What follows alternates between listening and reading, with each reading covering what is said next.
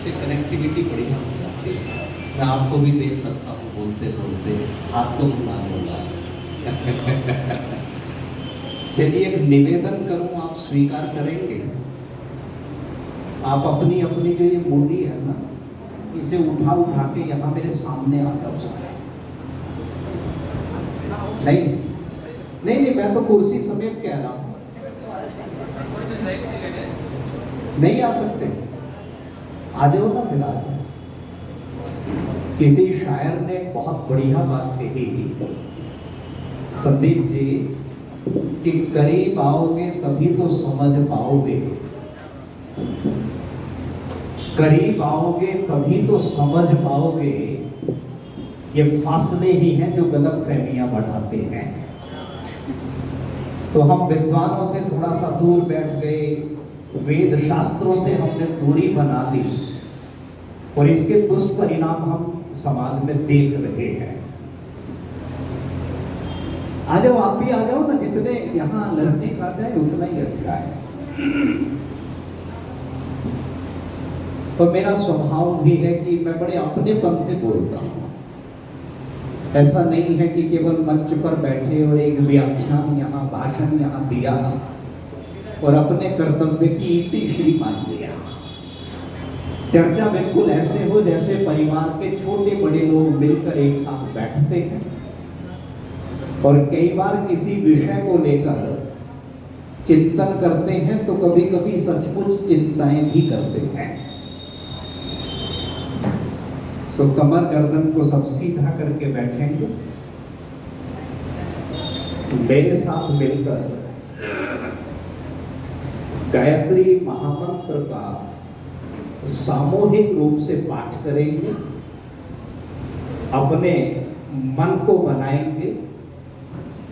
क्योंकि आप सबको पता है कि 5 व्याख्यान ही होने हैं और मेरे भी अंतर मन में ये विचार बार बार उठ रहे हैं कि हम जो एक सभा है, एक सभा का जितना भी समय है, इसके एक एक पल, एक एक क्षण का पूरा पूरा सदुपयोग कर पाए। तो वो तब होगा जब सुनने वाला भी मन बना के बैठे और सुनाने वाला भी पूरे मन के साथ में बैठे। तो चलिए एक बार गायत्री महामंत्र का पाठ करें, फिर इस चर्चा में हम सम्मिलित होंगे, शामिल होंगे।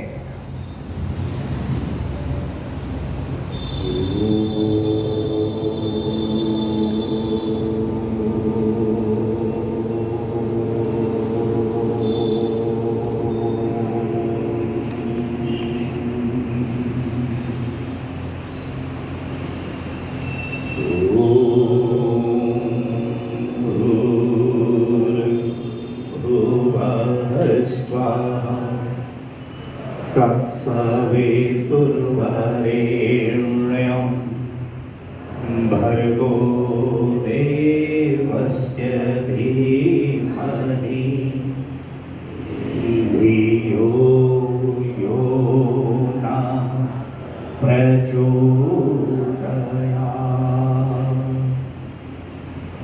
धियो यो नः प्रचोदयात्। धियो यो नः प्रचोदयात्।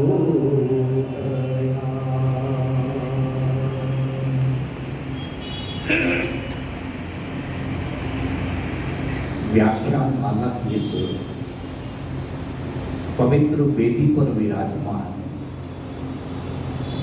जिनकी ओजस्वी वाणी में बहुत सुंदर भजनों को और बीच बीच में बहुत उपयोगी चर्चाओं को आप बड़े मन, बड़े आनंद से रसास्वादित कर रहे थे। आर्य जगत के युवा और लब्ध प्रतिष्ठित भजनोपदेशक, और मुझे कहने में गर्व भी होता है कि आप मेरठ से हैं, ऐसे हमारे सम्माननीय श्रीमान संदीप जी आर्य हमारे बीच में उपस्थित, जो इस समूचे कार्यक्रम के यज्ञ ब्रह्मा भी हैं और मंच का कुशल संचालन का जिम्मा भी जिनका है, लेकिन आज आप विलंब से आए। श्रद्धेय आचार्य डॉक्टर प्रमोद योगार्थी जी,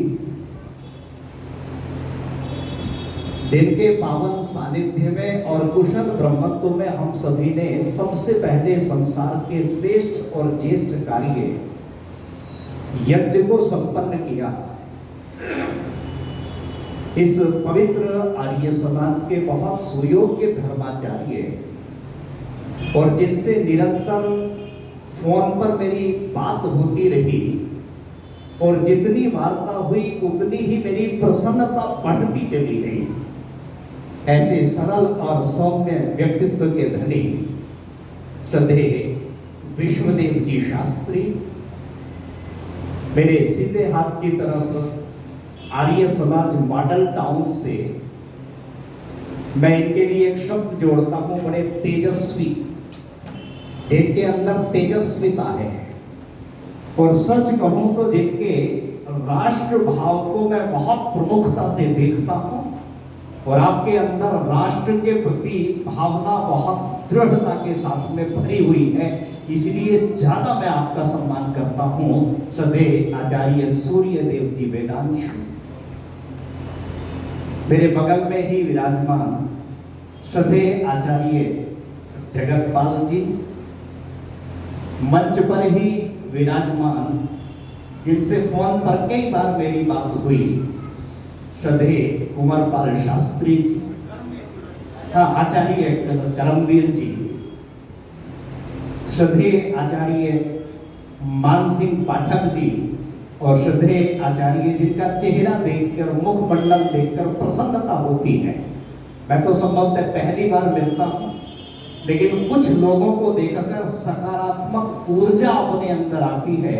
ऐसा एक व्यक्तित्व श्रद्धेय आचार्य सुरेश जी, जिन्होंने आप सभी को बड़े प्रेम, आदर और सम्मान से इस कार्यक्रम की सूचना को पहुंचाया और आप सभी को यहां आने के लिए सादर आमंत्रित किया। इस पवित्र आर्य समाज मोहल्ला डोगराम की सभी सम्माननीय पदाधिकारी, जिन्होंने नेपथ्य में रहकर इस कार्यक्रम की सफलता के लिए प्रयत्न और पुरुषार्थ किया होगा, आपके वो सभी अनाम सहयोगी, अपने अपने क्षेत्र के सभी विशिष्ट महानुभाव, पूज्य वंदनीय मातृशक्ति, प्यारे प्यारे बच्चों, एवं एक वाक्य में बोलता हूं, ध्यान से सुनना। अपना कोई बहुत जरूरी काम छोड़कर, मनोरंजन का त्याग करके, दूसरी कोई गतिविधि, आराम को छोड़कर कुछ सुनने, कुछ जानने की जिज्ञासा मन में लेकर उपस्थित हुए सभी विचारशील सज्जनों,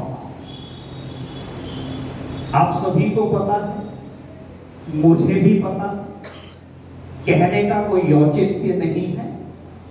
ये 5 दिवसीय श्रावणी पर्व हमारा चल रहा है, जिसके प्रथम दिवस की एकमात्र सभा, यूं कहें कि सायकालीन सभा में हम सभी एक दूसरे के सामने यहाँ विद्यमान हैं। तो निश्चित रूप से यदि श्रावणी उपाकर्म है, जिसे दूसरे शब्दों में हम वेद प्रचार सप्ताह भी कह दिया करते हैं, तो मेरा भी कर्तव्य बनता है कि प्रतिदिन किसी वेद मंत्र को आधार बनाकर, क्यों जी, यानी वेद मंत्र आधारित व्यवहारिक चर्चा, वो व्यवहारिक चर्चा जो पग पग पर हमारे जीवन का पथ प्रदर्शन करे। ऐसी चर्चा नहीं कि हमने सुनी, कानों को अच्छी लगी, कहने वाले को भी संतोष का भाव हुआ और स्पंदित ना कहने वाला हुआ ना सुनने वाला हुआ, और हम पल्ला झाड़ के उस कथा, उस कहानी, उस मंत्र की व्याख्या को सुन के अपने अपने निज निवास पर चले जाए। इसलिए ध्यान से एक एक शब्द सुनना, क्योंकि मैं बड़ा मन बना के आया, बड़े मन बनाने के बाद में इस मंच पर बैठा हूं। सांख्य दर्शन का नाम यहां कई लोगों ने सुना होगा। हमारे जो 6 शास्त्र हैं, 6 दर्शन हैं, उनमें एक का नाम क्या है? सांख्य दर्शन है। और सांख्य दर्शन के जो रचयिता हैं वो कौन है? कपिल मुनि हैं। कपिल मुनि एक सूत्र कहते हैं इसमें कि उपदेशोपदेश कृत्वात् तत् सिद्धिर यथा अंध परंपरा। आप मुझसे ये प्रॉमिस करते हैं, बहुत ध्यान से सुने, और सुनना ही नहीं है अपितु सुनने के बाद आपको अपने निकटस्थ संबंधियों को सुनाना भी है। ये आपका परम कर्तव्य है। अभी कह रहे थे ना संदीप जी की आर्य समाज के तीसरे नियम में महर्षि दयानंद ने क्या कहा कि वेद का पढ़ना, पढ़ाना और सुनना और सुनाना। लेकिन दुर्भाग्य ये हुआ कि हमने केवल सुनना सीखा, उसे आगे दूसरों को सुनाने पर बिल्कुल भी ध्यान नहीं दिया है। तो मैंने एक सूत्र कहा, संभवतः सबकी समझ में उसका अर्थ नहीं आएगा जब तक मैं ना समझाऊं। तो कौन सा सूत्र है? उपदेशोपदेश कृत्वात् तत् सिद्धिर यथा अंध परंपरा। इसका मतलब क्या बनेगा कि अच्छे वक्ता और अच्छे श्रोता, या यूं कहें कि अच्छी कहने वाले और अच्छी सुनने वाले। बात की गंभीरता को समझना, बात के मर्म को समझना। जलने का मजा कब है? जलने का मजा तब है जब दोनों तरफ हो आग बराबर लगी हुई। श्रद्धया अग्नि समिध्यते श्रद्धया हूयते हवि। हम यज्ञ में बोलते हैं ना ऐसा शास्त्री जी। तो 2 कसौटियां हैं। एक कसौटियां सुनाने वाले की हैं, अच्छे वक्ता की है, और दूसरी कसौटी सुनने वाले की है, और दोनों की भूमिका बिल्कुल बराबर है।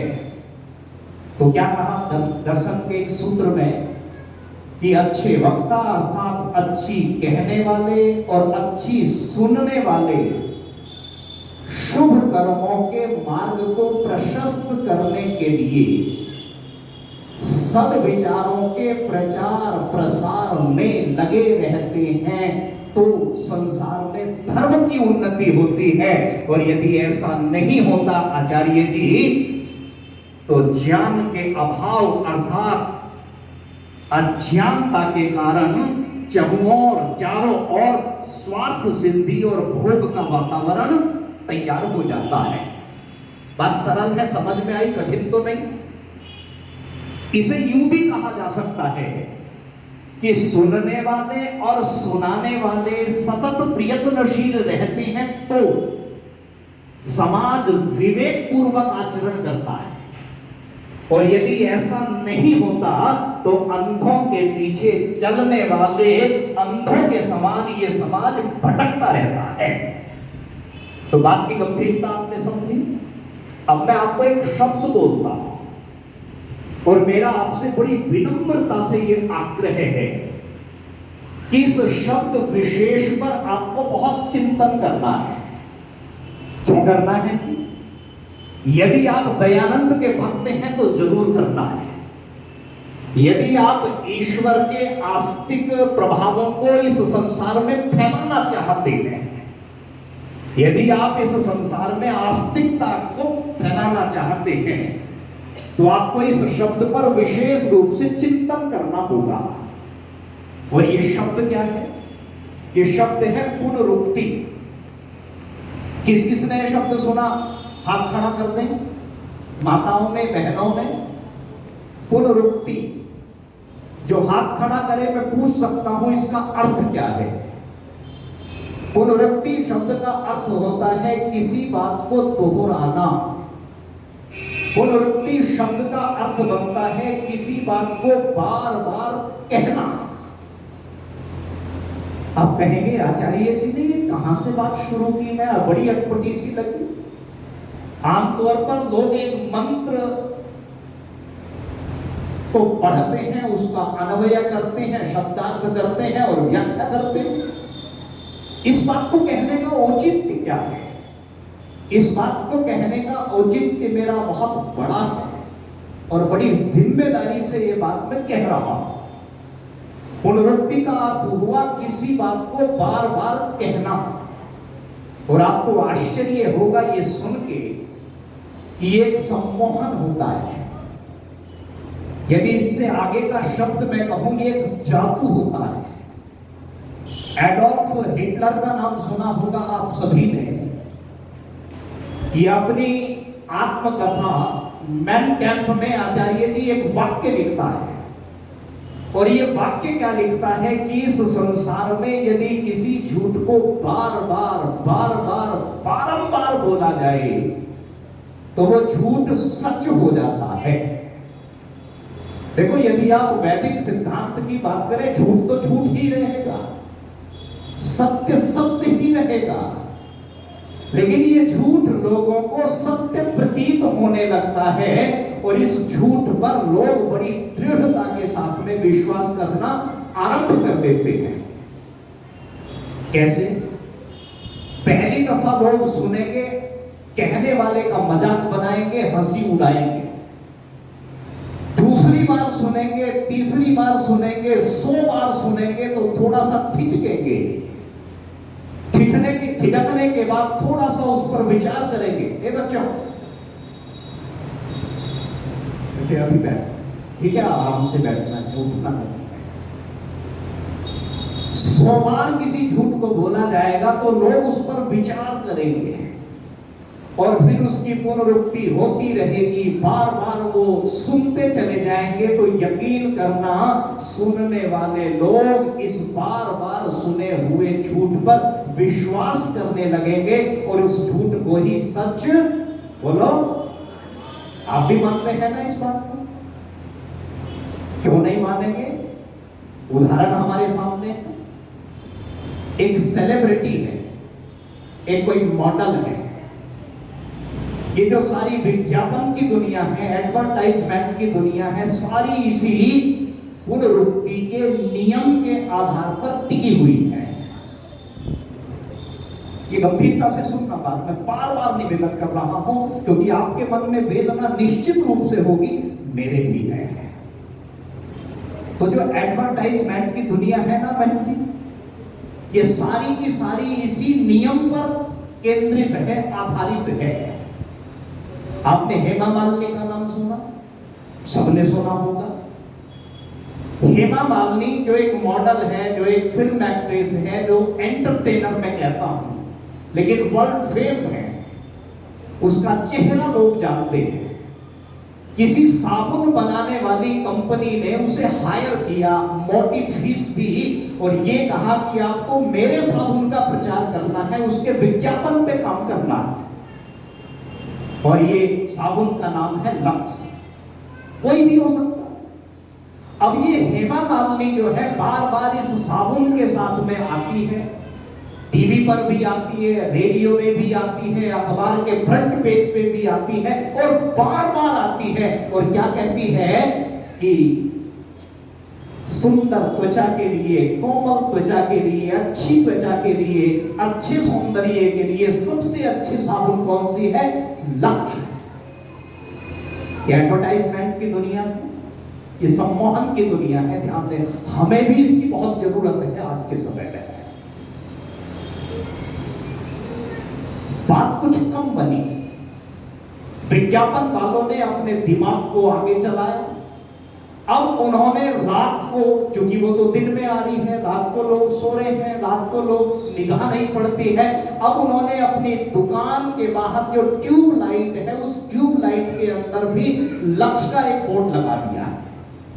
यानी रात के अंधेरे में आते जाते व्यक्ति की दृष्टि रोशनी के प्रकाश में उस विज्ञापन पर पड़ती है और उसके अचेतन मन पर बार बार वो बात दोहराई जा रही है। बात यही नहीं रुकी।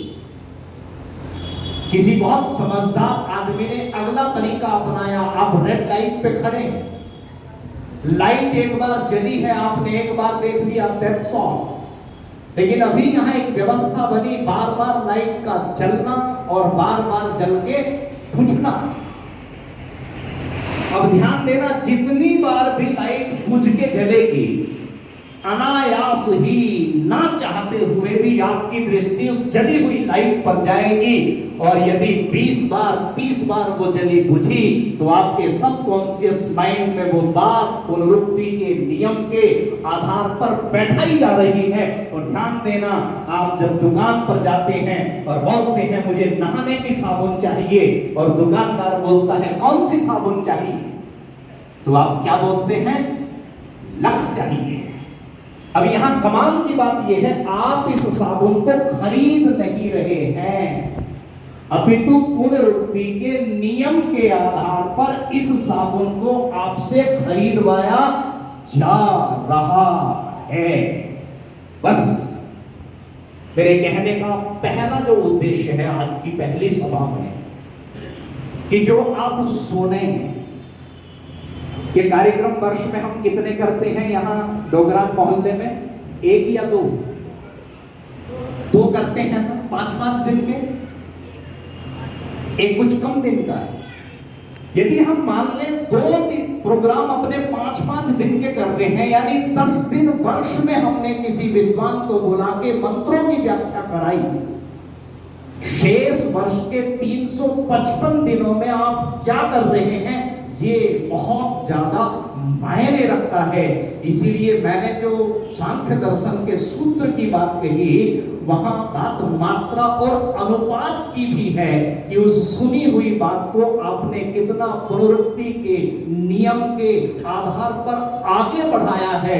और यदि कहने वाला कह के चला गया, सुनने वाला सुन के चला गया, तो ध्यान देना, जो बात समाज में ज्यादा सुनाई जा रही है, लोग उस बात को सच मानेंगे। और वेद की जो सत्य बात है, जिसे बार बार नहीं सुनाया जा रहा है, लोग उस बात को सच नहीं मानेंगे। बात सही है ना? अब मैं आपको एक मंत्र बोलता हूं। सबसे ज्यादा इस संसार में भ्रांत धारणा किस विषय को लेकर है, आप जानते हैं? जानते होंगे, आप बता नहीं रहे, और बताएंगे सभा में तो अच्छा भी नहीं लगेगा।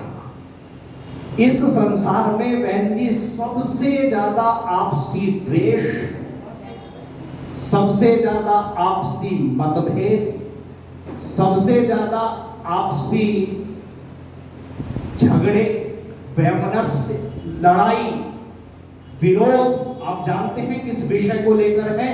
या तो ईश्वर को लेकर है या धर्म को लेकर है। सहमत है मेरी बात से या नहीं? आप भजन में, संदीप जी कभी मुझे नहीं पता, आप गाते होंगे, आपने एक भजन सुना होगा, तेरा भजन तेरा मनन, तेरी ही धुन तेरी लगन, तेरी शरण में आए हम, तुम बिन हमारा कौन है। अरे ऐसी क्या अनिवार्यता आ गई आचार्य जी, ऐसी कौन सी आवश्यकता पड़ गई कि तेरे बिना काम ही नहीं चलता? अरे वो तो आकार रूप में किसी को आकर कहता भी नहीं है कि मेरा भजन करा करो, मेरी भक्ति करा करो। क्या आज तक कोई उदाहरण ऐसा मिला संसार में कि परमात्मा किसी को आकार रूप में आकर सामने खड़ा होके कहता हो कि मेरी भक्ति, मेरी उपासना किया करो? फिर इस संसार में सबसे ज्यादा चर्चाओं का विषय वही बना हुआ है। आस्तिकों को तो छोड़ दो, जो ईश्वर की सत्ता को स्वीकार नहीं करता, मानता नहीं, ऐसा नास्तिक व्यक्ति भी परमात्मा को, ईश्वर को चर्चाओं के माध्यम से छोड़ता नहीं है। और आपको आश्चर्य होगा, नहीं होगा, आपको पता है कि इस संसार में मनुष्य से सबसे महंगा मकान परमात्मा के लिए ही बनाया। सबसे बड़ा, सबसे आलीशान, सबसे महंगा घर मनुष्य ने किसके लिए बनाया?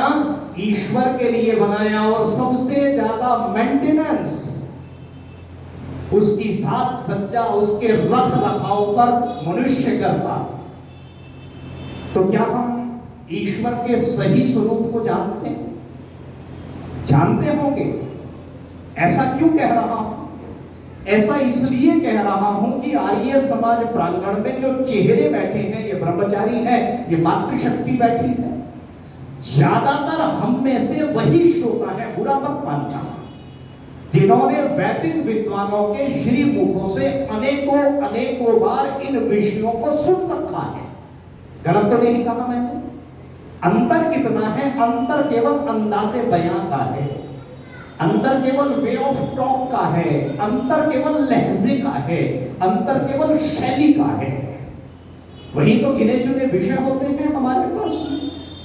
तो हमने इन बातों को सुना, लेकिन सुनने के बाद कितना अपने जीवन में व्यवहार में लाया, कितना उससे हमने सुख और आनंद पाया, आनंद और सुख को बढ़ाने के बाद कितना उसे आगे हमने बढ़ाया, ये सबसे ज्यादा महत्वपूर्ण है। तो ऋग्वेद का एक मंत्र बोलता हूं, अयम अस्मि जरिते पश्य में विश्वा जातान्यभ्यस्ति मनः ऋतस्य मां प्रदिशो वर्धयन्तिया दर्दिरो भुवनानि दर्द बीबी। कि मैंने मंत्र बोल दिया, छोटा सा मंत्र है। ये ऋग्वेद के 8वें मंडल के 100वें सूक्त का चौथा मंत्र है। और इस मंत्र में परमात्मा मानव वेद की ध्वनि में स्वयं अपना परिचय दे रहे हैं। वाक्य ध्यान से सुनना, शब्द ध्यान से सुनना, और शब्द भले ही एग्जैक्टली आपके ध्यान में रहे या ना रहे, इस भावना को ज्यादा ध्यान से रखना और मन में रखना। तो मैंने क्या कहा कि मानो परमात्मा स्वयं वेद की ध्वनि में अपना परिचय दे रहे हैं। ये मैंने क्यों कहा? क्योंकि आपने न जाने कितनी बार सुना होगा विद्वानों से कि वेद ईश्वरीय वाणी बोलो है।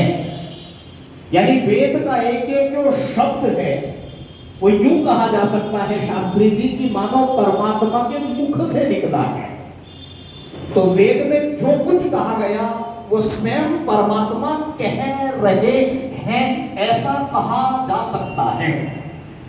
तो सबसे पहले एक शब्द आया है जरिते। जरिते किसे कहते हैं? जरिते कहते हैं मनुष्य को। और मनुष्य भी कौन? ध्यान देना, नास्तिक को जरिते नहीं कहेंगे आचार्य जी।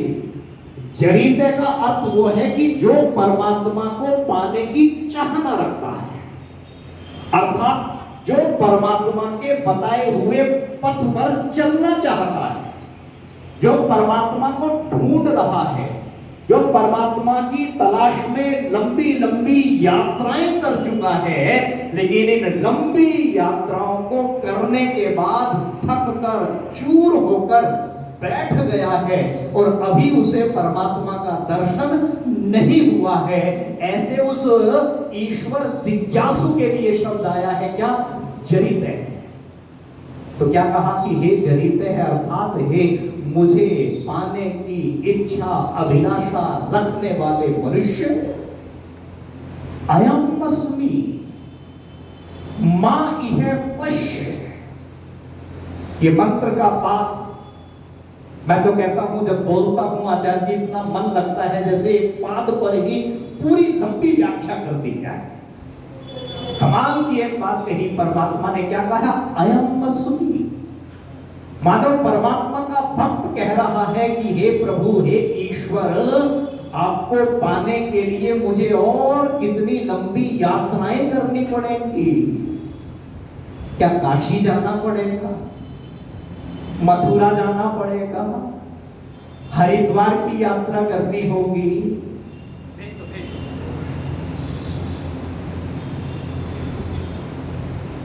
जगन्नाथपुरी, मक्का, मदीना, यरूशलेम, किस पवित्र स्थान पे मेरी जाके वो इच्छा पूर्ण होगी, हे प्रभु तुम कहां मिलोगे? तो परमात्मा ने स्वयं कहा कि अयम अस्मि, अर्थात मैं तो ये रहा। कहां रहा? तेरे अत्यंत समीप, तेरे बहुत नजदीक। प्रश्न हुआ कितना समीप, कितना नजदीक? तो परमात्मा कह रहा है कि एक इंच भी, एक रत्ती भी तुझसे दूर नहीं हूं, अर्थात जहां तू है मैं भी वहीं हूं।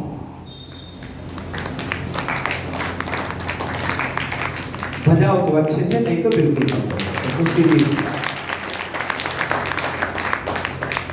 पत्थर में खुदा है, पत्थर खुदा नहीं है।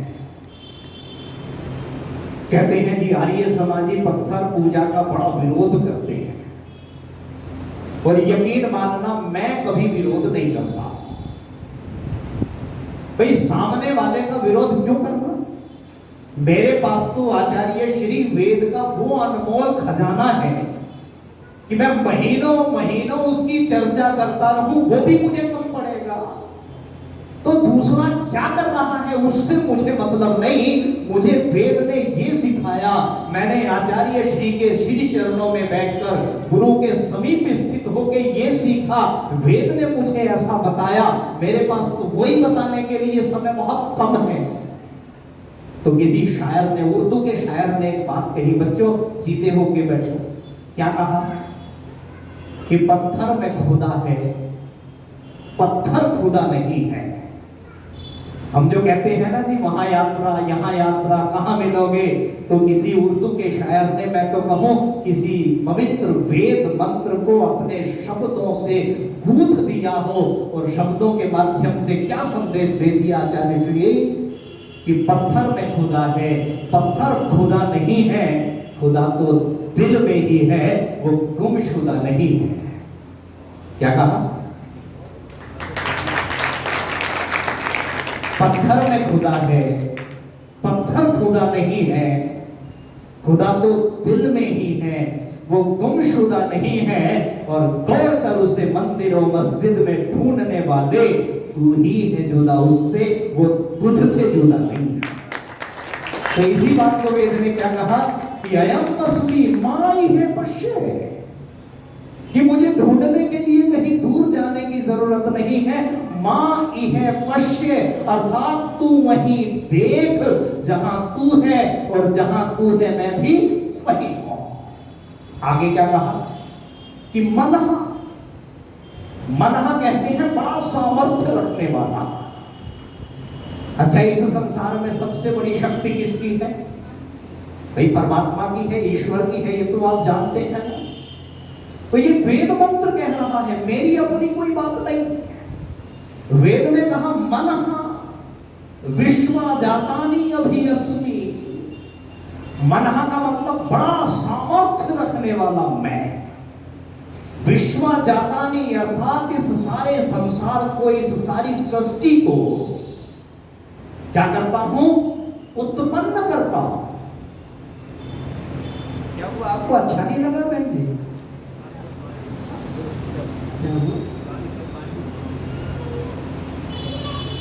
भाई या तो मेरे बोलने से पहले चले जाया करो। बीच में जो ना एक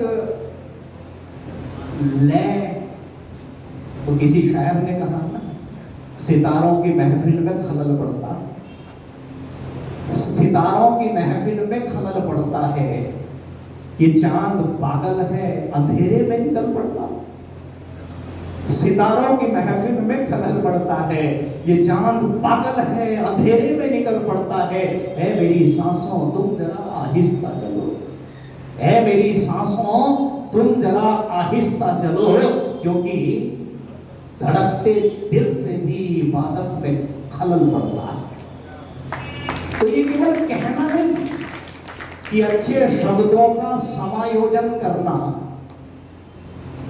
अच्छी भाषा, अच्छी शैली के साथ किसी व्याख्यान को प्रस्तुत कर देना, ये कोई बड़ी बात नहीं है। बड़ी बात है कि किस इंटेंशन से हम वो बात कह रहे हैं, और कितना धीर गंभीर होकर और तत्चित होकर आप श्रवण कर रहे हैं। कहां थे जी हम? मनः विश्वा जातानि अभियस्मि। याद रखना इस अर्थ को। यकीन मानना परमात्मा के संदर्भ में, ईश्वर के विषय में जितनी भी भ्रांतियां जनमानस में फैली हुई हैं, यदि वेद के प्रकाश में हम इस सत्य को स्वीकार कर लें, वेद के प्रकाश में सत्य को स्वीकार कर ले, तो विश्वास करना सारी भ्रांत निवारण हो जाएगा।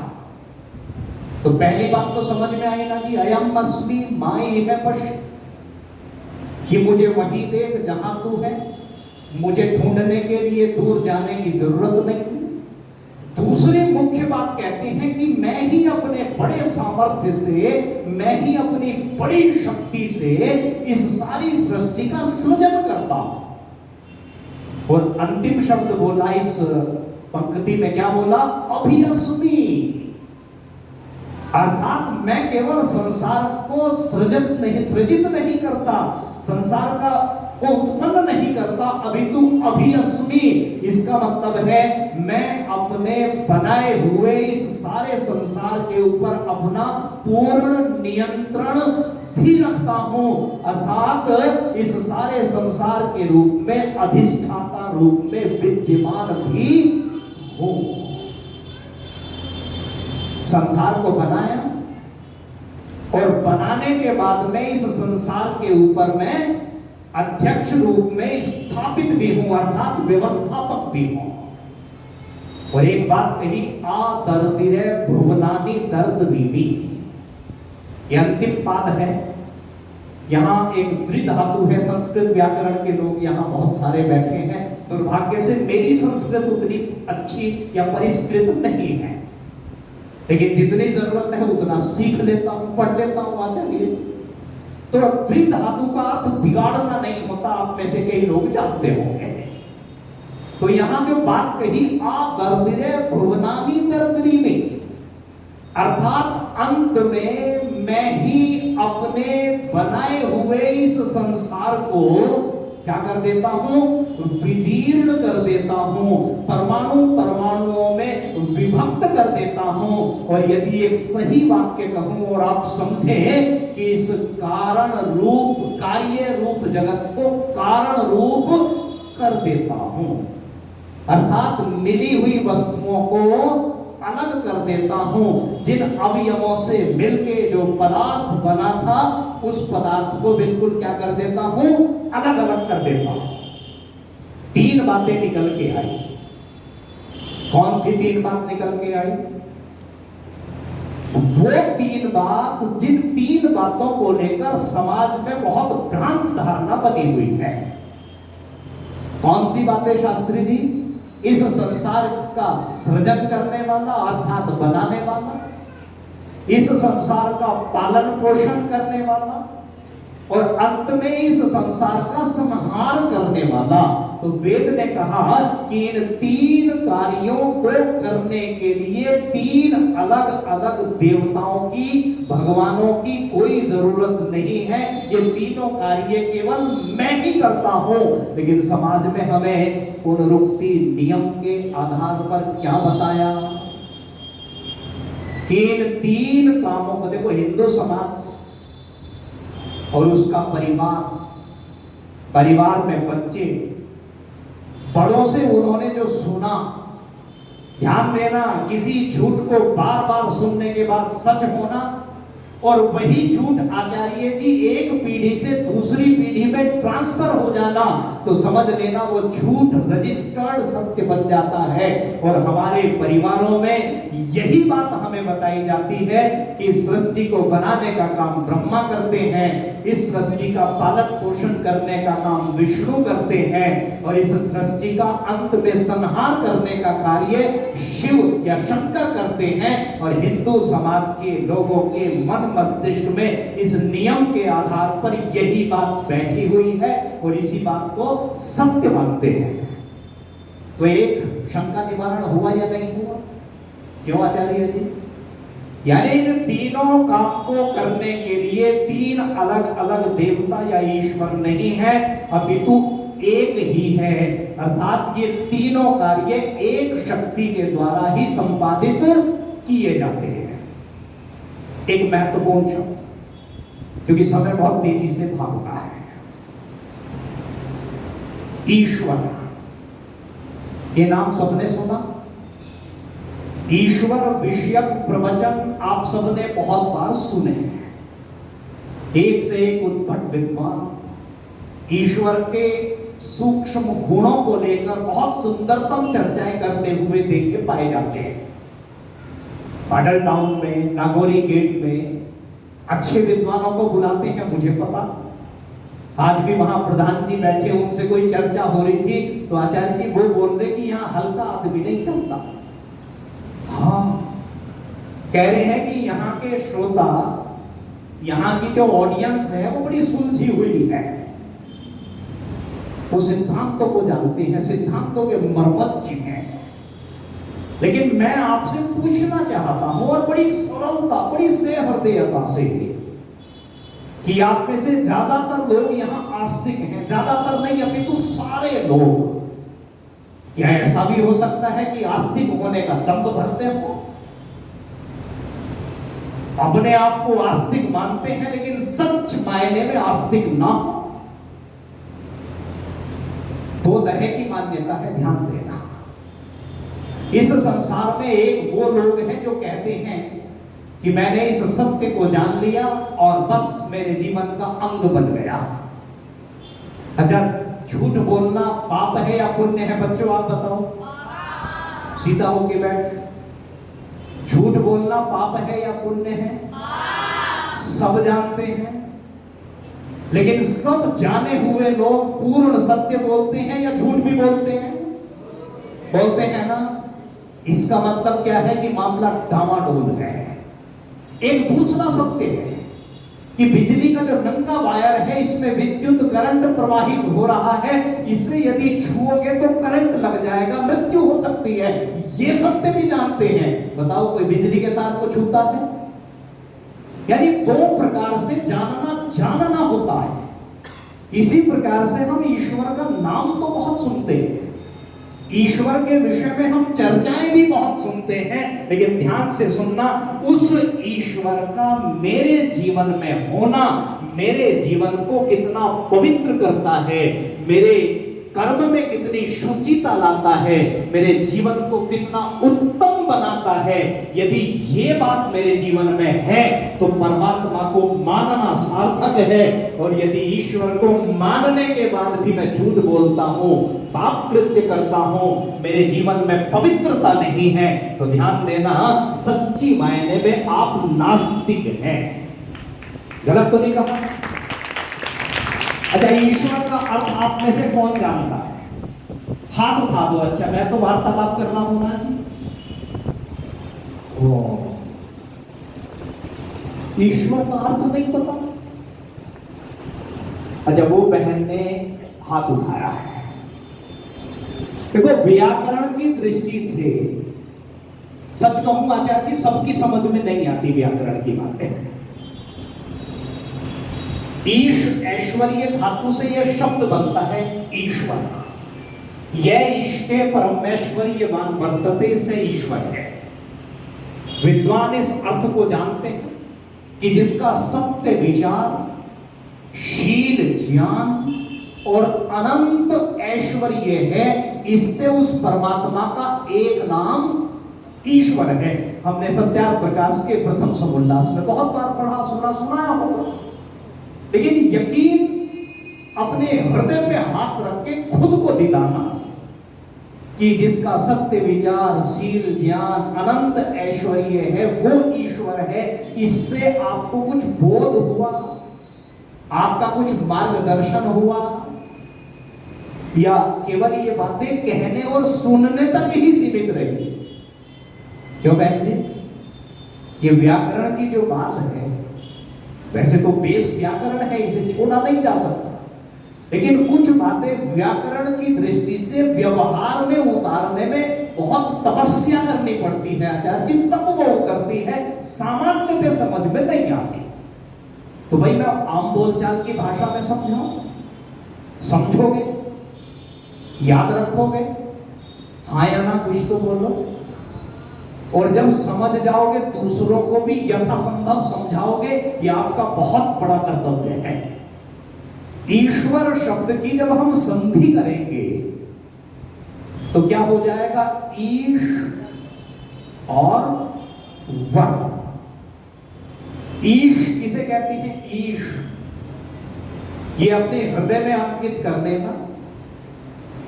जैसे स्कूल में मास्टर जी पढ़ाते हैं, वर्ष के बाद आपका एग्जाम होता है ना, फिर आपको मार्क्स मिलते हैं, नंबर मिलते हैं, पास फेल का पता चलता है। ऐसे ही कुछ एग्जाम हमारे पल प्रतिपल प्रतिदिन चलते रहते हैं।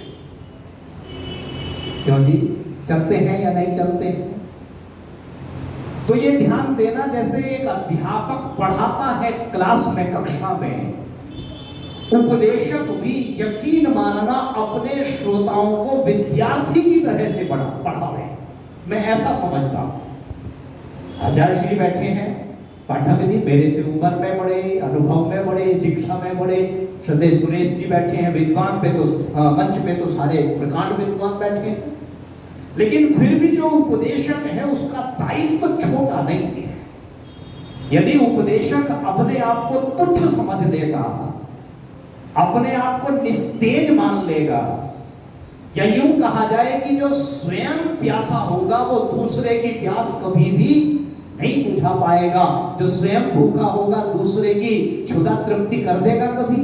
जो स्वयं संतुष्ट नहीं होगा, यकीन मानना सामने वाले को कभी भी संतुष्ट नहीं कर सकता है। इसलिए आप ये बात ऐसे याद रखना जैसे किसी अध्यापक ने आपको समझाई हो। तो ईश का मतलब क्या है? याद रखना, हृदय पे अंकित कर देना और घर कॉपी में जाके लिखने का। ईश का अर्थ बनता है शासक। क्या है माता जी? और वर का अर्थ होता है श्रेष्ठ। तो ईश्वर का वो अर्थ जो सहज है, सरल है, समझ में आ सकता है और हमारे व्यवहार में भी सरलता से उतर सकता है। ईश्वर का अर्थ बनेगा इस समस्त भूमंडल का, इस सारे ब्रह्मांड का श्रेष्ठ शासक। कैसे? कहने से तो बात नहीं बनेगी भाई कि आचार्य जी आप बता के चले गए, हमने सुन लिया, समझ में कुछ आया कुछ रहा। तो श्रेष्ठ शासक कैसे है, ध्यान देना। परमात्मा का एक नाम आपने सुना होगा, भू। भू का अर्थ क्या है? प्राणाधार। देखो इन्होंने बताया जो चैनल वाले हैं, भू का अर्थ है प्राणाधार। प्राणाधार मतलब समस्त प्राणियों के प्राणों का आधार। अर्थात ये जो प्राण वायु है ना जी, प्राण वायु जो आ रही है और जा रही है, क्यों बाबूजी? यही तो जीवन का आधार है ना। आती जाती वायु प्राण रुक जाए तो जीवन रुक जाएगा या नहीं? शास्त्री जी रुक जाएगा। कौन टिका है, कौन टिकेगा, किसका यहां ठिकाना है? क्यों जी? सत्य बोलता। कौन टिका है, कौन टिकेगा, किसका यहां ठिकाना है? पिंजरा खाली रह जाएगा, पंछी को उड़ जाना है। जीवन और मरण में केवल एक श्वास की दूरी है और इस एक श्वास का पता नहीं आना है या जाना। यही तो खेल है ना सारा प्राणों का। क्यों जी? एक ये जहां और एक वो जहां। सुनी आपने कभी? यही खेल है सारा। इसीलिए प्राणाधार कहा कि एक ये जहां एक वो जहां और दोनों के बीच फर्क एक सांस का चल रही है तो यहां और रुक गई है तो वहां। तो भू का मतलब क्या है? प्राणाधार। और ध्यान देना, इस प्राण के बिना ना जड़ चले ना चेतन चले, ना कार चले ना साइकिल चले। लेकिन मनुष्य भी प्राण डालता है। ध्यान से सुनना इस बात को। मनुष्य फुटबॉल में प्राण डालता है या नहीं डालता? वायु डालता है या नहीं डालता? मनुष्य भी साइकिल की जो ट्यूब है उसमें वायु डालता है, प्राण डालता है। लेकिन ध्यान देना, मनुष्य का डाला हुआ प्राण एक मामूली सा छिद्र होने पर भी निकल जाता है, लेकिन परमात्मा का इस भौतिक शरीर में डाला हुआ प्राण एक नहीं अपितु 9 छिद्र होने के बाद भी निकलता नहीं है। इसलिए संसार के समस्त लोगों को चेतावनी देते हुए समझा दिया कि सावधान, इस संसार में प्राण से भी सूक्ष्म कोई है जिसका शासन समस्त संसार के समस्त पदार्थों के ऊपर समान रूप से चल रहा है। उसी को क्या कहा है? ईश्वर। बात समझ में आई? एक और उदाहरण दो, छोटा सा उदाहरण देता हूं। कौन सा उदाहरण? आप जानते हैं कि ईश्वर की बनाई हुई ये सृष्टि, ये छोटी छोटी बातें, इन्हें विचार में ले आए। किन्हें विचार में ले आए? कि परमात्मा की व्यवस्था में हस्तक्षेप करते ही कष्ट होगा। परमात्मा की शासन विधि को मानने के लिए बाध्य होना पड़ता है। किसी राज्य की शासन विधि का आप उल्लंघन करेंगे, किसी देश के संविधान का आप अगर पालन नहीं करेंगे, तो उस देश की दंड प्रक्रिया में आपको दंडित होना पड़ेगा। ये सब जानते हैं इस बात को, छोटी सी बात, मोटी सी बात। लेकिन ऐसे ही परमात्मा का शासन भी चहुओर चल रहा है, और यदि एक अल्पज्य से छोटे से देश के संविधान का उल्लंघन करने पर आप नहीं बचते हैं, तो परमात्मा के शासन से आप कैसे बच सकेंगे? ये बात यदि किसी के हृदय में प्रतिष्ठित हो जाए, मजबूती से बैठ जाए, तो यकीन मानना ईश्वर का होना फिर आपके जीवन को पाप कार्यों को करने से निश्चित रूप से बचा देगा। तो मैं क्या कह रहा था कि ईश्वर की बनाई ये सारी कायनात, ये सारा संसार, ये सारा ब्रह्मांड, अच्छा अमूल्य खजानों से भरा पड़ा है या नहीं भरा पड़ा? क्यों जी? बहुमूल्य रत्न इसके अंदर गर्भ में छिपे हुए हैं या नहीं छिपे हुए हैं? सोना माता जी कहां से मिलता है? धरती के गर्भ से मिलता।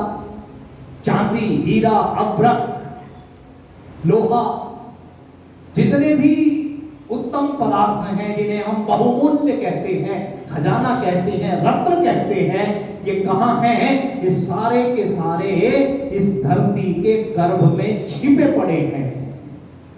यानी यूं कहा जा सकता है कि परमात्मा का बनाया हुआ समस्त संसार परमात्मा के बहुमूल्य रत्नों से, खजानों से भरा हुआ है, अटा हुआ है। और ये भी सत्य है जी, इस संसार में लोग कितने रोज आते हैं और इस संसार से लोग कितने रोज जाते हैं। आना जाना लगा है या नहीं लगा?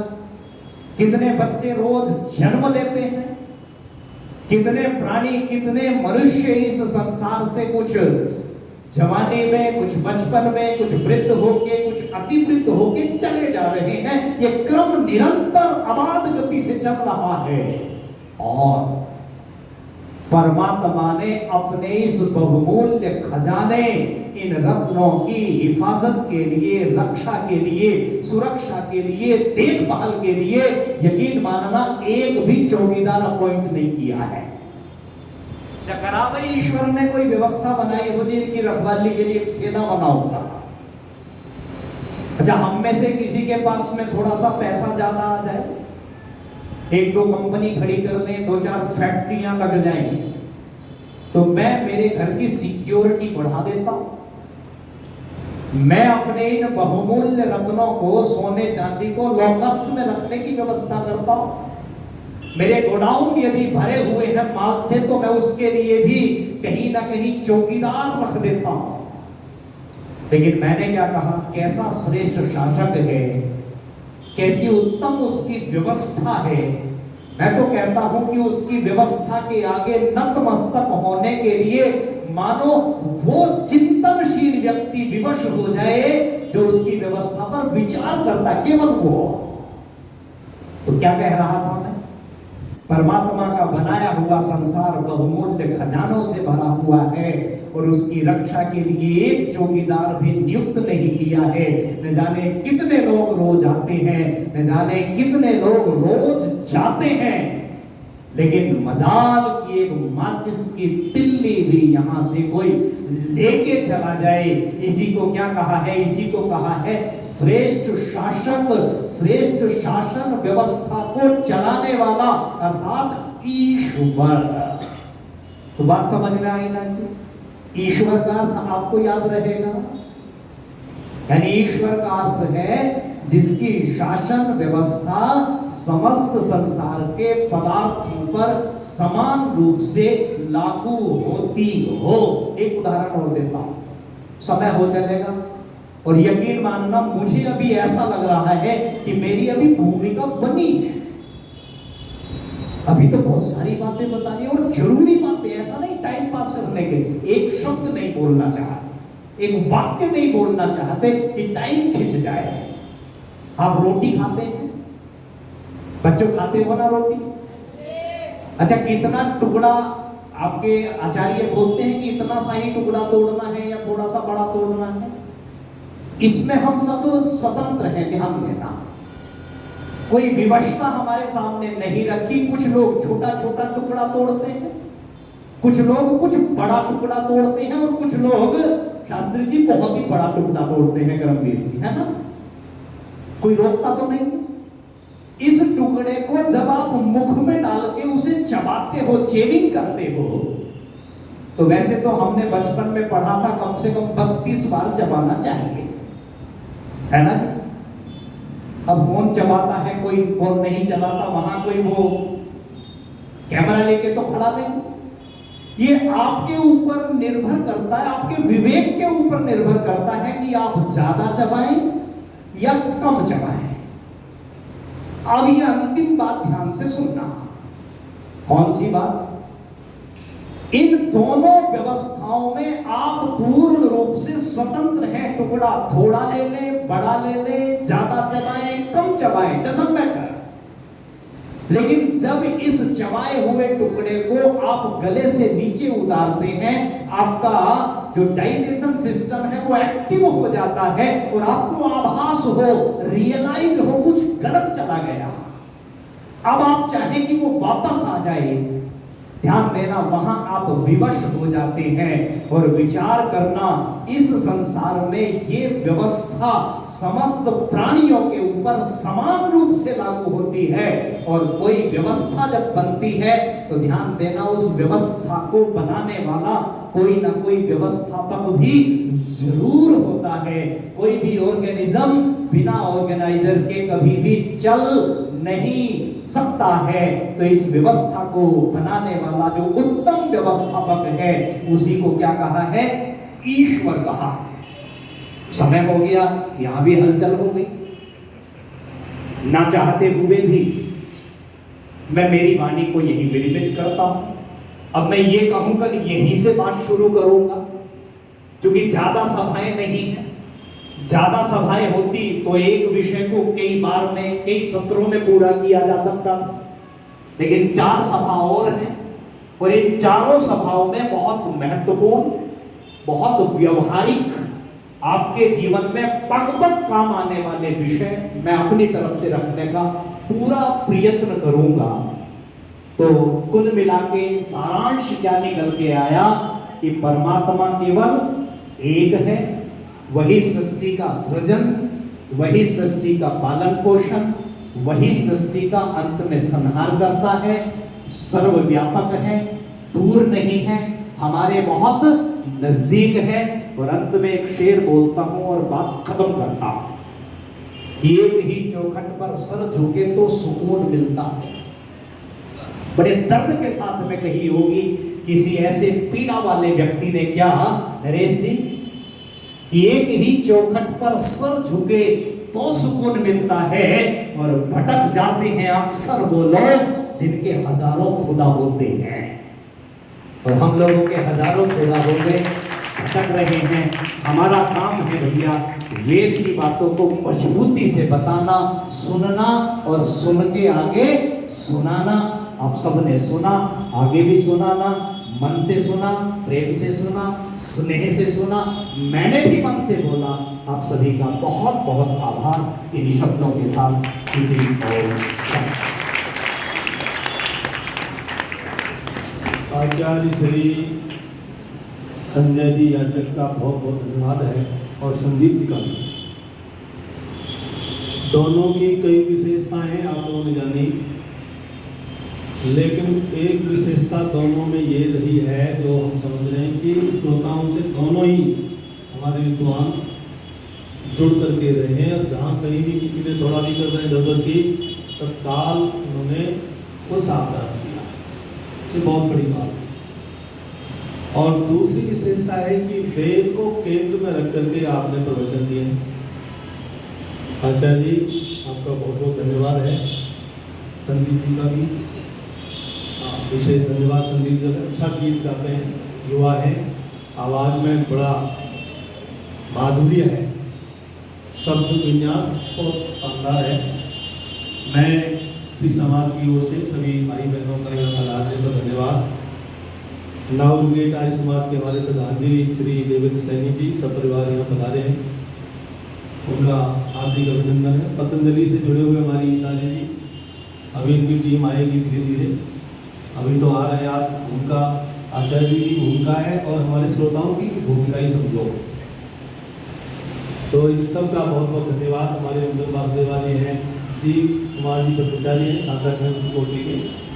तो भाई सबका बहुत बहुत अभिनंदन और स्वागत करते हुए मैं सभी बहनों का, माता शशि जी और उनके सभी बहुत लोग आए हुए हैं, किस किसका नाम, डीएवी से जुड़े हुए, हमारे ब्रह्मा में तरह जुड़े हुए प्रमोद लामा जी, अवनी जी, विनय मल्होत्रा जी, अनेक यहाँ लोग बैठे हुए हैं। सबका अभिनंदन स्वागत। भाई समय पर शुरू होगा ये कार्यक्रम, जैसे आज 4 बजे से हवन और फिर 7 बजे ठीक संपन्न। तो इसलिए समय पर आइए, ना जल्दी ना देर में। जल्दी तो आ सकते हो चलो, पर देर में मत आओ।